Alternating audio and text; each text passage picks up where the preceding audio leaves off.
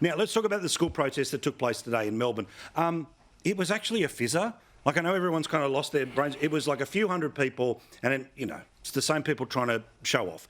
But there's two things I wanted to talk about this. One, according to the age, there were kids in kindergarten that were there. And secondly, the organisers of this thing are the leftiest of lefties at universities, all right? So, Steve, again, kids, when they get the opportunity to sort of show off how amazing they are and how virtuous they are, certainly in this particular sort of performative era, they're going to do it more and more. It was only hundreds, thankfully not thousands. That's what happens on the weekends. But what about those 2 points? Why the hell was a kindergarten kid there? And I think we got an image of that, which was in the age. And it's all not organised by the school kids. Well, of course it's not organised by the school kids, and if you look at the pictures that Sky was running today, you can see that the agitators, the ones that wanted to cause the most disruption in CBD Melbourne today, many of them were wearing disguises. They didn't just have the headscarves on, they had them over their mouth, dark sunglasses. And I think what really unsettled a lot of people today was the chanting of the anti-Israeli chant from the river to the sea, which we all know what that means. Exactly. Now, what happens there then? You've got that small group of school kids, they go back to the classroom.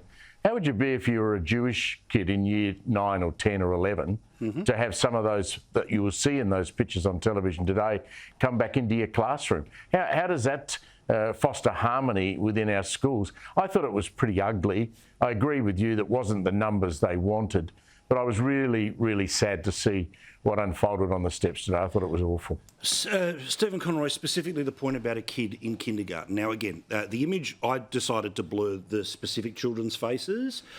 Their faces are not blurred in the Age of the Sydney Morning Herald today that still have those images up online, right? But what was a high school protest, again, we can have a conversation about how politically savvy a 16-year-old is, but I've got a kindergarten kid who would have no opinion on this matter whatsoever, and she's got a dad who watches the news all day, every day. Well, look, I first of all, I think, Paul, you're probably a little on the deceiving yourself side. If you look at any of the social media that I'm sure your daughter consumes without telling you too much about, there's no talk in our house, disinformation. But I get the point. There's a lot of crap out there that's filling their heads. Yeah, and not just on TikTok, but I suspect she has seen more about it than you probably realise. Well, Steve, you blame the parents there, don't you? But no, exactly. So I think a kindergarten kid could only have got there if their parents have wanted to bring them there.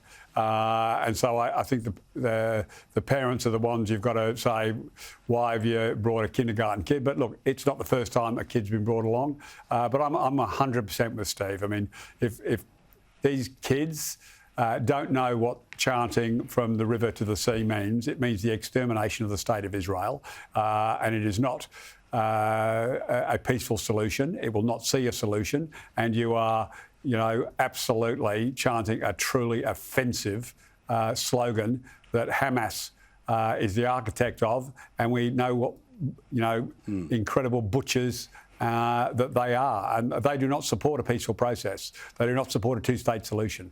They are not interested in peace in the Middle East. They're interested in exterminating the state of Israel. All right.